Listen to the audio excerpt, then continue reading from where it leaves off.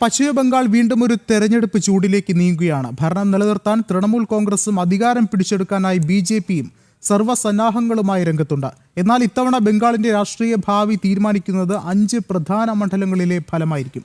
നന്ദിഗ്രാം മുതൽ ഭവാനിപൂർ വരെ നീളുന്ന ആ പോരാട്ട ഭൂമികളിലൂടെ ഒന്ന് പോയി വരാം. ഭവാനിപൂർ, നന്ദിഗ്രാം, ജാദവ്പൂർ, മുർഷിദാബാദ്, ഖരഗ്പൂർ സദൻ എന്നീ 5 മണ്ഡലങ്ങളും ബംഗാൾ രാഷ്ട്രീയത്തിൽ നിർണായകമാണ്. ഭവാനിപൂർ ബംഗാളിൽ ഏറ്റവും ശ്രദ്ധേയമായ മണ്ഡലമാണ്. മുഖ്യമന്ത്രി മമതാ ബാനർജിയുടെ തട്ടകം. കഴിഞ്ഞ തവണ നന്ദിഗ്രാമിൽ നേരിട്ട കനത്ത തിരിച്ചടിക്ക് ശേഷം മമത സ്വന്തം തട്ടകത്തിൽ നിന്ന് ഇത്തവണ ജനവിധി തേടുന്നു. മമതയെ വീഴ്ത്താൻ ബിജെപി രംഗത്തിറക്കിയിരിക്കുന്നത് അവരുടെ വജ്രായുധമായ സുവേന്ദു അധികാരിയെ തന്നെയാണ്. നന്ദിഗ്രാമിലെ പോരാട്ടം ഇത്തവണ ഭവാനിപൂരിൽ ആവർത്തിക്കുന്നു എന്ന പ്രത്യേകതയുമുണ്ട്. നന്ദിഗ്രാം അഭിമാന പോരാട്ടത്തിന്റെ തട്ടകമാണ്. ബംഗാളിൽ രാഷ്ട്രീയ മാറ്റത്തിന് തുടക്കം കുറിച്ച മണ്ണ്. നിലവിലെ MLA സുവേന്ദു അധികാരിയുടെ കരുത്ത് തെളിയിക്കുന്ന മണ്ഡലം. 2021 മമതയെ തോൽപ്പിച്ച സുവേന്ദു ഇത്തവണയും ഇവിടെ നിന്ന് മത്സരിക്കുന്നു.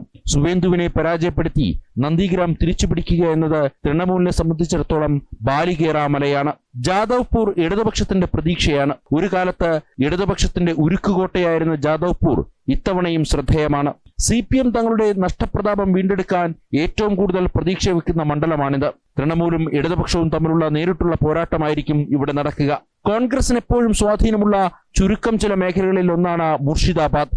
ബിജെപിയും തൃണമൂലും ശക്തമായ രംഗത്തുണ്ടെങ്കിലും തങ്ങളുടെ പഴയ വോട്ട് ബാങ്ക് നിലനിർത്താൻ കോൺഗ്രസ് ഇവിടെ കിണഞ്ഞു പരിശ്രമിക്കുന്നു. ബിജെപിയുടെ ശക്തമായ കേന്ദ്രം ഖരഗ്പൂർ സദറിൽ ഇത്തവണയും പോരാട്ടം കടുപ്പമാണ്.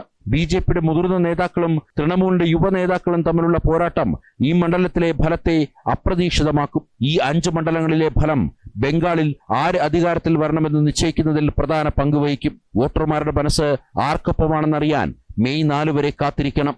ജനം, ഡൽഹി.